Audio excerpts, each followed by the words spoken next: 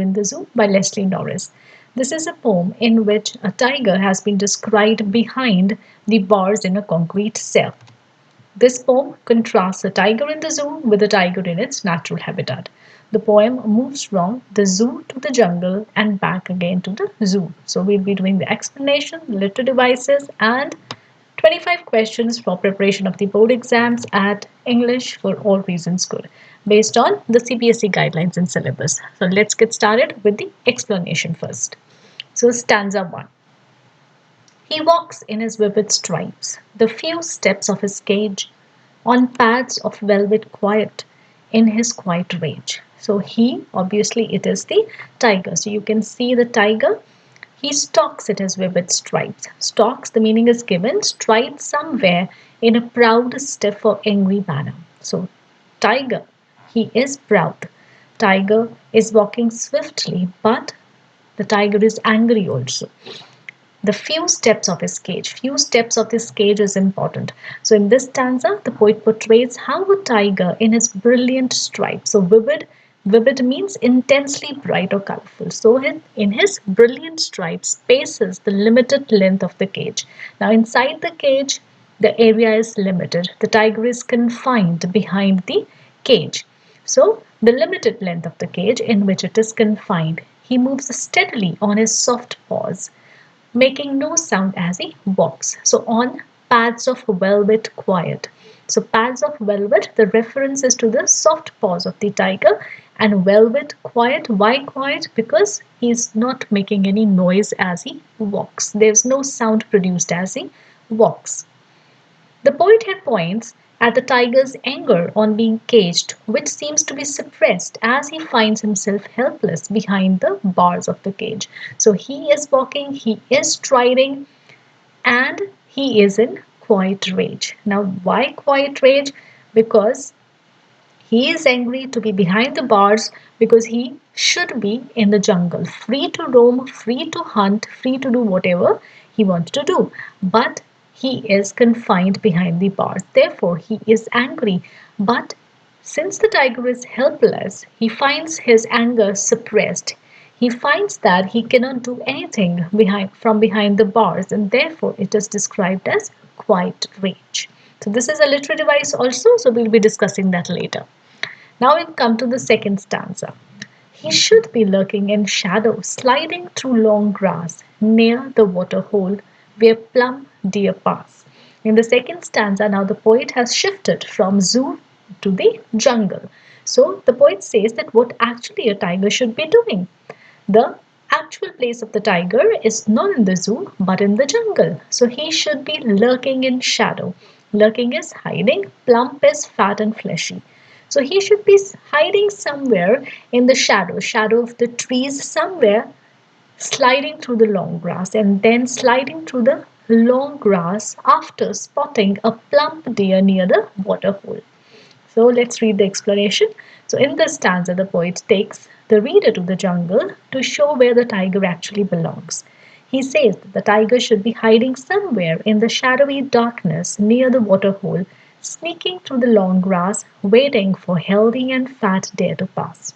The poet here describes the natural instincts of the tiger. He elaborates what a tiger would do in the jungle for its survival and to pacify his hunger, as a contrast to the tiger in the zoo, whose instincts are suppressed in the zoo. So, a tiger in the zoo is not allowed to hunt. He's not free to hunt. So, he is given food. And tiger does not follow its natural instincts in a zoo, whereas tiger in the jungle is free to follow its natural instincts.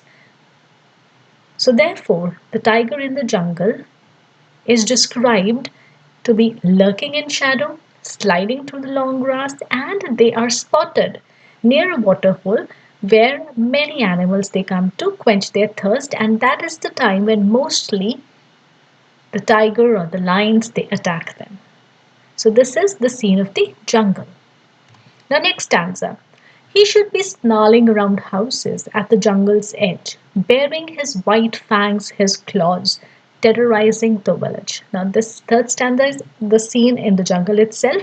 So, the poet says what it should be doing in the jungle again. So, snarling is growling, And baring his white fangs here means displaying long pointed canine teeth used for biting and tearing flesh. So you can see the long and pointed canine teeth of the tiger. So here the poet says, the poet projects another picture of the tiger in this stanza. Roaming in the jungle at some instance, when the tiger reaches the boundary of the jungle, he would growl and roar around the human inhabitation. So maybe roaming in the jungle, if at some point of time it reaches the boundary of the jungle, then the tiger would growl at the villagers on the other side. The tiger would not hesitate to display his white fangs and claws to terrorize the villagers. But again, the poet does not give any reference of any kind of attack on humans because the tiger would not do so unless provoked or find himself in danger. So the poet here says the tiger would terrorize people there, but tiger he doesn't write anything about attacking humans. So tiger would usually attack when provoked or when the tiger finds himself in danger. So it is the humans who have captured the tiger without any reason. Now, fourth stanza, but he's locked in a concrete cell. His strength behind bars, stalking the length of his cage, ignoring visitors. So, fourth stanza is again back to the zoo.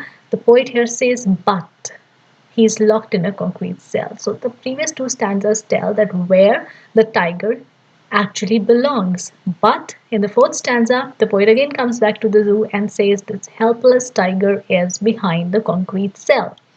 His strength behind the bars, stalking the length of his cage, ignoring visitors. So, concrete here, concrete is a building material made from the mixture of broken stone or gravel, sand, and cement, and cell is a small cubicle, a prison.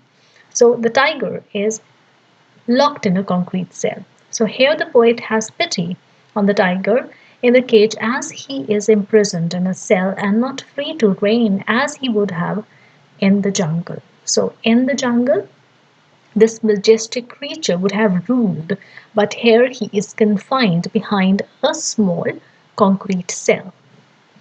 He finds himself helpless as all his strength, that is, the powerful and ferocious tiger here, so his strength is captured behind the metal bars.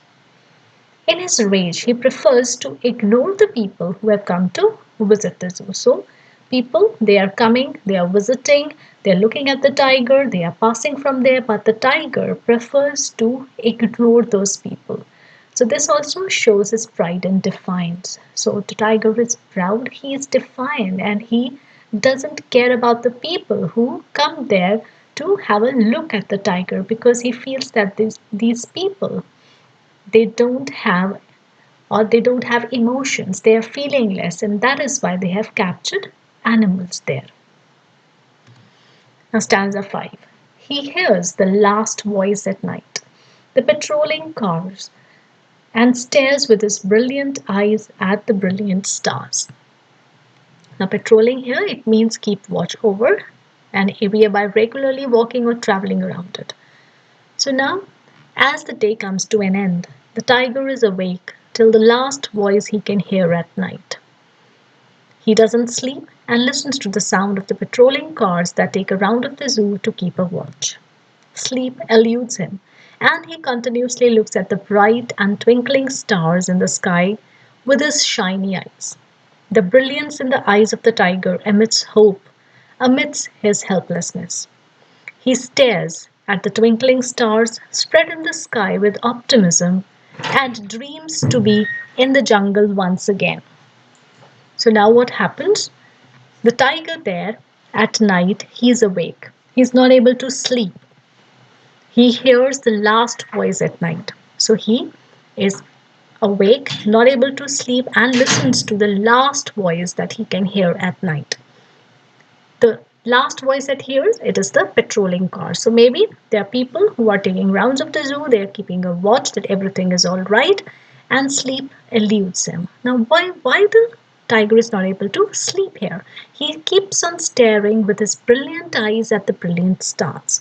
Now here, the brilliance in the eyes of the tiger, it emits hope amidst his helplessness. So he is looking at the twinkling stars. Light actually It symbolizes optimism. So maybe the tiger, he is optimist that maybe one day he'll be able to, or he'll be free one day again to roam in the jungle. So he stares at the twinkling stars spread in the sky with optimism, and he dreams to be in the jungle once again. So maybe he is also remembering the time when he was in the jungle with a hope that maybe one day he'll be free again. So it is optimism. The shine in the eyes, the brilliance, it stands for optimism. Why the poet did not use here the word dull? Because the poet wants to end on an optimistic note. So in on an encouraging note. Otherwise, the tiger, the tiger is angry, the tiger is helpless in the beginning. The tiger is feeling that he cannot do anything behind the bars. But in the last stanza, the eyes are brilliant. So the eyes are brilliant because the poet wants to end on an optimistic note. Otherwise, the poet could have written dull eyes. Now, next we come to, this is the summary. The tiger in the zoo. So on one side, the tiger in the zoo, what are the main points? And on the other side, the tiger in the jungle. So now tiger in the zoo is angry and helpless, and therefore it is defined as quiet rage. He walks the limited length of the cage. He doesn't express his anger. He knows that it is going to be of no use to express the anger. Therefore, he doesn't roar, doesn't show his ferocity. His strength is confined. Therefore, he finds himself helpless. Though so, he ignores the visitors. He shows pride and defiance because he's not an object to be showcased. Now, in the jungle, the tiger is awe inspiring. It is a majestic creature there. So, in ambush, he waits for his prey. His natural instincts are at work in the jungle. So he's free to move, he roars, acts according to his will and natural instincts. Moving around the boundary of the jungle, it scares the villagers with his bare teeth and claws. But he won't attack without provocation. So this is a quick summary of what we have just revised. Now the literary devices. So rhyme scheme is ABCB. You will find personification because the tiger has been personified by the poet throughout the poem. He refers to the tiger as he. Then metaphor is used when the poet says pads of velvet. So the soft pads. So velvet, the softness of velvet, it has been uh, compared to the paws of the tiger, and therefore it is metaphor. Now oxymoron, quiet rage is oxymoron. So oxymoron we have done in the previous poems, it is opposite words. So quiet and rage. Rage, it is anxiety, it is loud noise, so anger. So rage cannot be quiet. So therefore quiet rage is oxymoron. Now next is enjambment. Enjambment, as you already know, it is when one sentence it runs into the next sentence without any pause or punctuation mark at the end. So that is enjambment. So sliding through long grass near the water hole where plump deer pass. So this is a continuous one continuous sentence. So it is enjambment. Next we comes to assonance. So assonance is repetition of the vowel sounds. So A, E, I, O, U.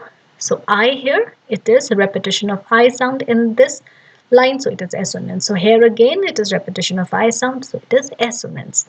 And consonance is the repetition of the consonant sound. So like here, S, it is repeating. So therefore, it is consonance. And we have alliteration also in plump deer pass. So per sound is repeating.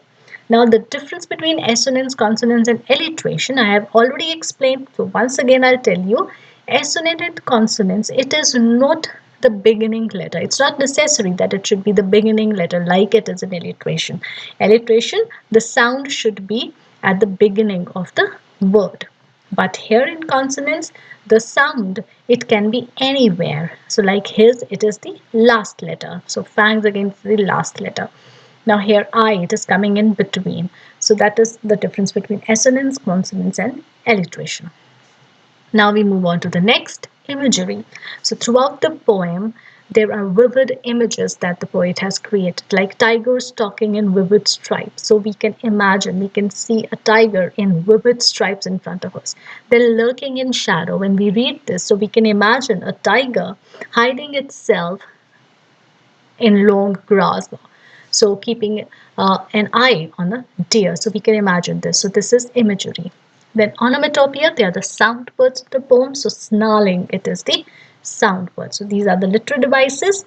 Now next, self-evaluation test. So 25 important questions for revision. So I'll be giving the questions and the answers, obviously I'll be giving in the next video, where I'll also be discussing the theme, the central idea and the tone of the poem. So quickly let's have a look at the questions. So explain the following expressions. These are the important expressions from the poem, so you have to write their explanation. So 5 expressions and 5 marks, so 1 mark each. Then this is the extract. 5 questions of the extract. Again, it is of 5 marks. That means 1 mark each. Now these questions, these are short questions, 2 marks each. So you can write the answers, and then in the next video when I'll post the answers, then you can match what you have written if there's any difference, and if there is any query, you can send me the queries on Instagram even. I will going to give the link of the Instagram in the description box. These are the next few questions. Now part C is find the word from the poem that means. So these expressions are given and you have to find the word from the poem that means this. Like to walk with measured, stiff or haughty strides. So what is the word for this in the poem? So like this you have to give these, you have to find the words from the poem. These will help you in writing the synonyms.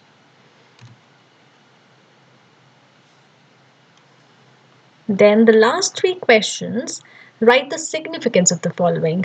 Like, what is the significance of the water hole in the line near the water holes? Actually, I've already explained. If you go back to the explanation, I've explained it there. Then the significance of plump in where plump deer passed, and significance of but in the line but he is locked in a concrete cell. So these are the 25 questions, important questions from examination point of view, and I will be uploading the answers soon. So hope you enjoyed it. Share this video with your friends and do subscribe to my channel. Go to the playlist and check the other videos of the poems and the chapters and writing section for your exams. They are going to be helpful. Give this video a thumbs up and follow me on Instagram. You can put your queries there and I will be answering you back. Hope you liked it. Bye for now and happy preparation.